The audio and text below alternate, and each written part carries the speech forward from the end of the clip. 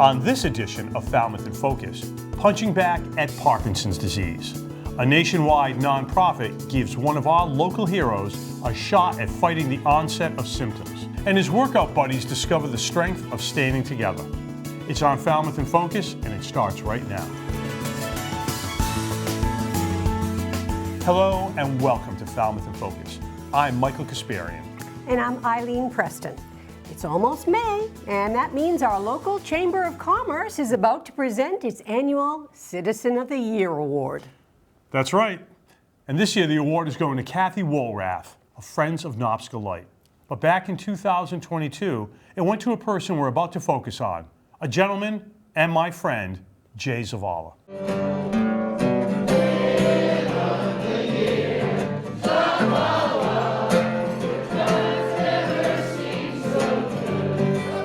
The awards dinner was great that night. The whole room sang an adaptation of Sweet Caroline to Jay that was penned and performed on the guitar by Pat Ryan. Before I became president of the Falmouth Chamber of Commerce, Jay had that distinction. And on top of that, he lent his time and energy to countless local boards, volunteer activities, and civic causes. Including right here. He was very active with FCTV. But in recent years, Jay's had to pare down some of his activities following a diagnosis of Parkinson's disease. It's a neurological disorder recognizable by the tremors it causes in some of its sufferers.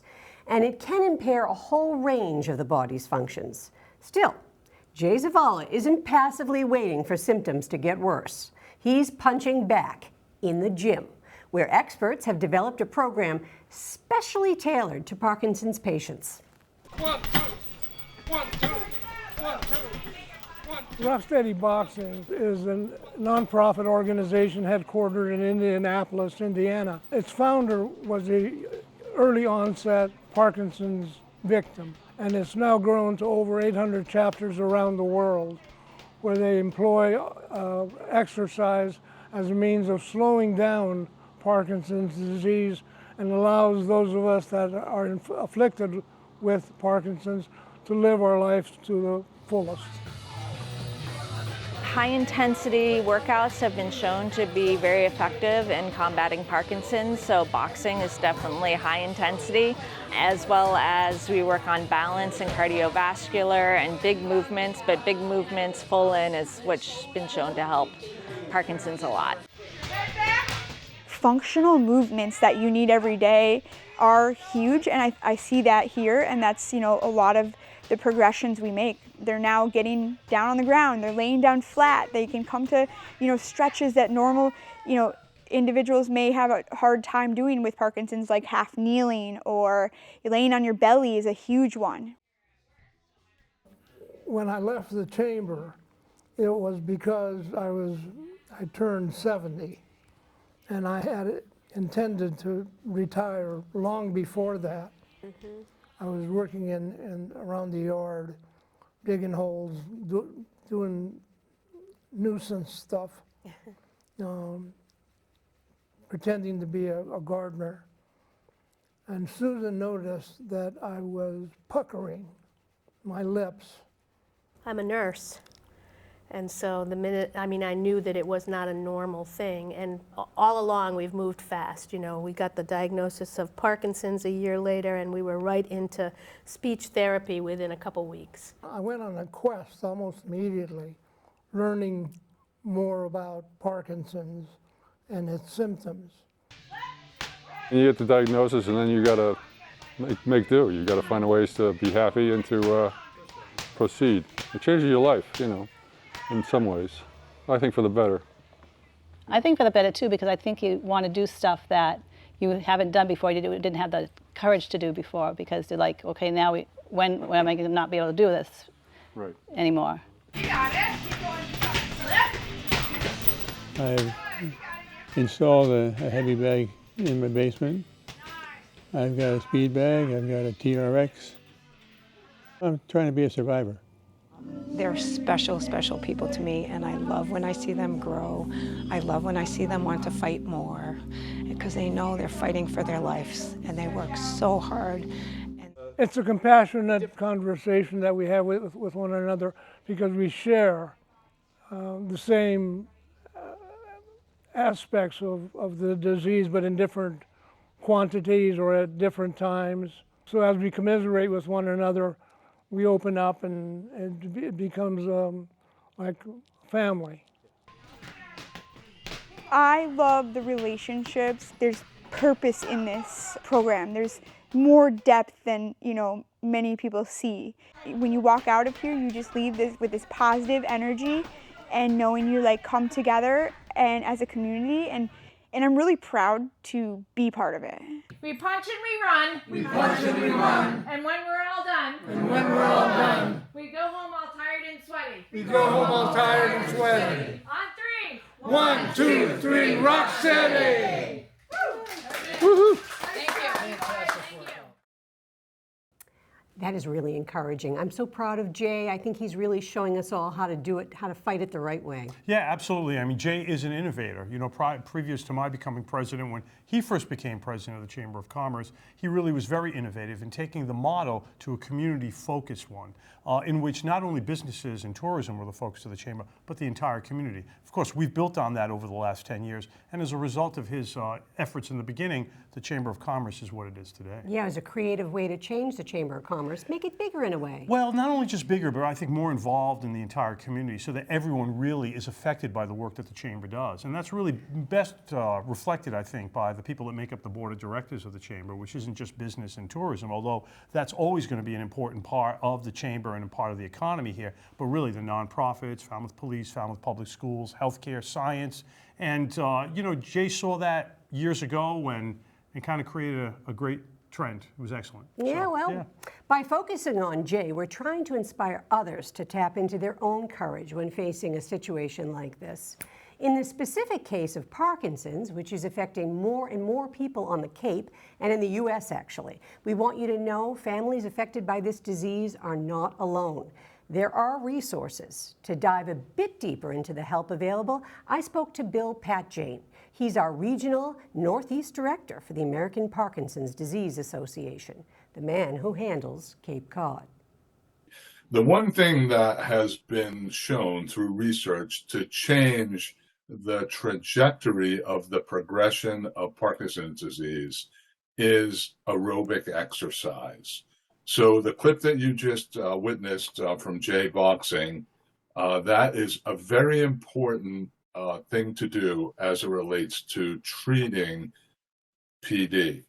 What we suggest is that find an exercise that you'll do on a regular basis, and the more intense, the better. Bill, how many people on Cape Cod do you believe have Parkinson's, and how many in the country? Yeah, so it's right now there are over 1 million people with PD in the U.S. A person is diagnosed every 6 minutes. It's estimated that we have 20,000 plus people with PD in Massachusetts and somewhere between 1,000 and 2,000 on Cape Cod. The number has been increasing over the course of the last few years. Research shows that there is an expectation that PD diagnosis or the diagnosis of Parkinson's disease will exceed the diagnosis of dementia within the course and Alzheimer's within the course of the next 5 years. It does not mostly, but it does affect veterans. There is a higher incidence of PD as related to veterans, and there are incredible resources for veterans that have Parkinson's disease. If you're a certain type of veteran, and you can find information about that on our website, apdama.org, a certain veteran will actually get full coverage of all of their services and medications if they meet the certain qualifications related to when they served. And we talked about some of the physical exercise, but also it seems to me that Parkinson's, you're going to need to emotionally or mentally support the patient as well. So do you have resources for that as well? Yeah, so we've got support groups, not only in person, but virtually. Spoke about the one at the Gus Canty Center, which is a very popular support group that brings people together. It's facilitated by a nurse who does a great job, Kath King, and that's Gus Canty, first Monday of the month, 11 to 12. We've got virtual programs and for exercise and support groups. There are basically 5 recommendations that we use on a regular basis related to PD diagnosis. One is to train the brain reserve, and what that means is try and engage your brain as much as possible so that you can increase the reserve. The second is aerobic exercise. You talked about rock steady boxing. That's one activity. There are many other activities, bicycle riding, circuit training at the YMCA, a wide range of different things. The third point that we recommend is cardiovascular factor control. So really making sure that your body fat is low, making sure that you're active, making sure that you're controlling your cholesterol. The other recommendation is there's some research around caffeinated drinks having a increased a positive effect as it relates to Parkinson's disease. And the other is diet. Mediterranean diet has been proven to have positive effects for those living with Parkinson's disease. Bill, there's one thing you wanted to tell patients out there. They just got diagnosed. Somebody calls you and says, an hour ago, the doctor told me that's what the problem is. What would you say? I would say reach out to the APDA. We want to be your partner. We want to help you navigate this diagnosis. There are ways to improve your your lifestyle and ways to help improve your health during the time that you're impacted by Parkinson's disease, and APDA can help you along the way, whether it's finding the right activity program, finding the right doctor, or the correct balance in your treatments. The APDA is here to help navigate that with you. Michael, if I can distill it down to one word, it would be connect. Yeah. Parkinson's disease is a really tough fight for obviously the person suffering Parkinson's disease, but also the family and the caregivers. So if they connect to the community that's out there, it's a crucial way to take some power back into their hands and empower them. Well, it's a great model for Falmouth because Falmouth is all about connecting. It's about neighbors taking care of neighbors and connecting with each other, and I think that really defines Falmouth. So I'm not at all surprised to see that model working here in our town. Yeah, and Jay Zavala leading again in a new way. Yeah, it's wonderful. I guess we'll wrap things up here for the Sure. moment. Okay. I'm Michael Kasparian. And I'm Eileen Preston. We'll be back soon with our usual roundup. Until then, we'll see you around town.